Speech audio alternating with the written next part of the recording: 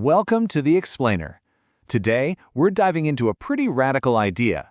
What if the global order as we know it is fundamentally broken, and the only path to real stability lies in a totally unexpected and, controversial new alliance? So let's just get right into it. The argument we're breaking down today is that the post-war global system isn't just showing a few cracks, it's at a breaking point. And the only way to fix it might be to build something completely new from the ground up. To really get a handle on where we might be going, you first have to understand the world we're leaving behind. For the longest time, a few select countries were seen as these absolute pillars of financial stability, true safe havens in a very turbulent world. I mean, think about it. Anytime global markets started to get choppy, investors would literally flock to these countries. They were the lighthouses in the storm, seen as the safest possible places on the planet to put your money, all because of this incredible trust in their stability. And what does that trust look like in the real world? Well, just look at these numbers. The difference in interest rates is just staggering. In Switzerland, you could get a home loan for under 2%. Meanwhile, in the US, you're paying over 6%. For an average family, that's not just a small difference. That's the difference between buying a home and being trapped in a crippling mortgage. It shows you just how much that safe haven status was really worth. And you know, this didn't just happen by chance. It was the payoff for decades of incredibly disciplined fiscal policy, of building rock-solid institutions. These countries earn their statuses as mini economic superpowers, not through their size, but through sheer unwavering reliability. But here's where the story takes a sharp turn. The analysis we're following argues that the very US-led system that allowed these safe havens to thrive is now showing some really deep systemic cracks. The foundation is starting to crumble. This analogy from the source material is, well, it's pretty brutal, but it really paints a picture, doesn't it? It feels like the party's over for the world's biggest economy, and the bill for years and years of unchecked spending is finally coming due. And here is the number at the absolute heart of the problem: $38 trillion. This isn't just a number, it's a trap. See, to borrow more money, you have to offer higher interest rates. But those higher rates make your existing debt more expensive, which forces you to borrow, you guessed it, even more. It's a really vicious cycle. And this isn't just some abstract government problem. That massive debt translates directly into things like inflation and economic anxiety, and it's hitting the average American right where it hurts. As you can see here, consumer confidence has absolutely plummeted to a decade low. I mean, it's worse than it was at the height of the pandemic. So on top of all this economic instability, there's another crisis happening at the exact same time. A crisis of faith in what's often called the rules-based international order. You know, the whole set of laws and norms that have basically run the world since World War II. This viewpoint really gets to the core of it. A rules-based system needs a leader that people believe in, right?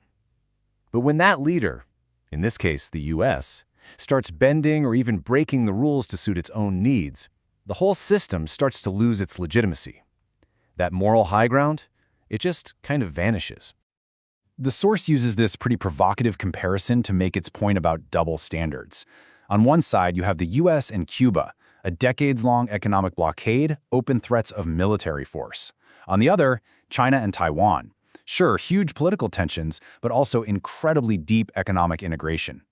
The question this analysis poses is, if the world condemns China's stance, why is the US's policy towards its own neighbor often seen as okay? And it's not just one thing. The argument being made is that it's a clear pattern of behavior. By paralyzing the WTO's highest court, weaponizing the dollar through sanctions, and putting its own interests first, the US has, piece by piece, chipped away at the very system it helped to build. So this breakdown of the old order sets the stage for what is easily the most radical and, the most controversial proposal in the source material we're looking at. The argument basically goes like this. If the old system is failing, then other major powers, like the European Union, can't just afford to be dependent anymore. They need to develop something called strategic autonomy, which is really just a fancy way of saying the ability to make their own choices for their own reasons. And here it is, the core of the proposal, a deep economic partnership between the European Union and China. Now, the idea isn't for Europe to just swap one superpower for another. Not at all. It's about creating a third, independent center of power that can act as a balance against both the US and China. And you know, this isn't just some abstract theory. The source points to a real-world example from January 2026, when Canada, of all places, broke ranks. By signing a huge trade deal with China, they signaled that they were willing to put their own economic needs first, even if it meant creating a huge rift with their closest ally, the United States. All of this leads to the ultimate question, doesn't it? In a world that is rearming and filled with tension, could a deeper economic alliance, could that actually be the key to preventing a catastrophic war? Now, the idea itself isn't new, but this analysis argues it has a radical new urgency. The logic is actually pretty simple. When your economies are deeply, deeply connected, going to war is basically a form of economic suicide. You're just far less likely to attack your biggest customer or your most important supplier. The source calls this economic mutually assured destruction, a 21st century update to that old Cold War concept. The goal is to weave the economies of Europe and China so tightly together that a military conflict would trigger a complete economic collapse for both sides. When war means guaranteed ruin, well, cooperation suddenly becomes the only rational choice. The end game here is a truly multipolar world. No single superpower gets to call all the shots. Instead, you'd have three roughly equal economic blocs: North America, Europe, and a new Eurasian bloc, all forced to negotiate and compromise as equals. This balance of power, the argument goes, is the only real way to get lasting stability.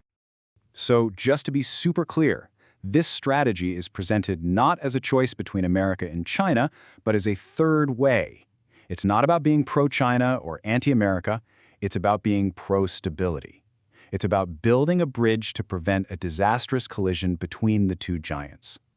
And so we're left with this final, really provocative question. In a world of giants, does Europe have to remain a junior partner forever, or does its very survival now depend on forging a brand new Eurasian future? It's a question that challenges the core assumptions that have shaped our world for nearly a century, and it suggests that maybe, just maybe, the old maps can't get us where we need to go anymore.